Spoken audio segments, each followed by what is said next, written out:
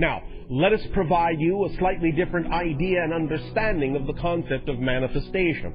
Because many of you, when you think about the idea of attempting to manifest something, bring it into your reality, make it appear, solidify it, crystallize it, make it experiential, are coming from a point of view, also definitionally and belief system related, that it is something that does not exist in your reality, that you are attracting into or bringing into your reality, that somehow it is ephemeral and non-physical, and you have to somehow make it solid, make it appear, make it real.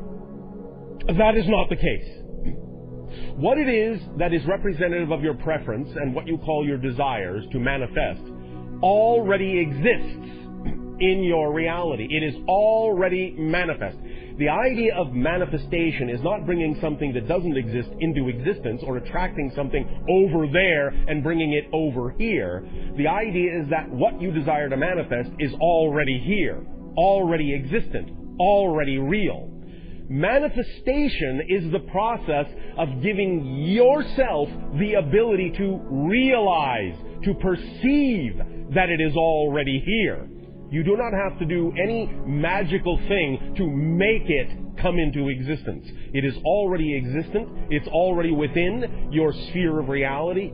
It is just that your belief system makes it invisible to you. So manifestation is not the process of actually conjuring something out of nothing. It is the process of making the invisible visible. And that simply requires an alteration of perception. That's all it takes. So we are going to be talking about that idea as well.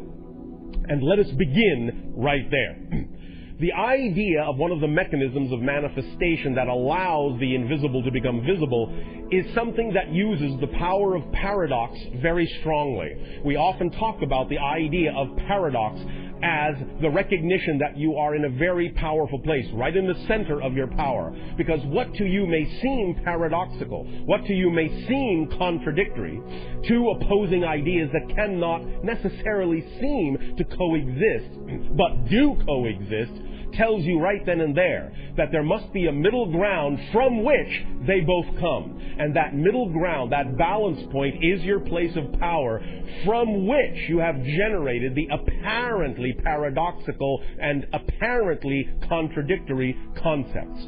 But because you can perceive them both, it tells you that just the perception of those things alone tells you that you are actually in the center of those things, that they come from the center of your being, and that you're simply seeing reflections of the polarity, expressions of the polarity of creation. But polarity within you combines and interacts in a very specific way to generate your true perfect place of balance and perfect place of power. So when you see paradox, rejoice, because it is telling you that you're standing right at the center of your creative self and have the ability to thus then manifest and transform and make the invisible visible very quickly. Let us explain a little bit more clearly about the idea of the paradoxical nature of the mechanism of manifestation. Many of you have been taught to think about the idea of manifestation as an issue of intention, and as an issue of focus, as an issue of concentration. And in a sense, this is accurate. However, a very important point is often left out, or at the very least, sometimes this point is spoken of independently, and so no connection is made to the idea as a whole concept. The two seemingly paradoxical issues here are intention, focus, and concentration, and conversely on the other side, what you have often heard in many metaphysical and New Age information sources, the idea of surrender and letting go.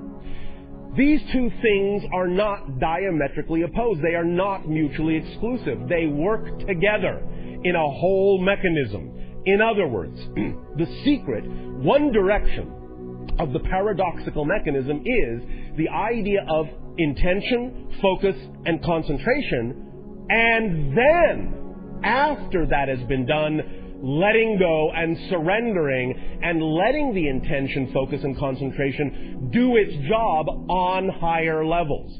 Working these two things, linking these two things together gives you the entire mechanism of manifestation or at least one direction of the energy.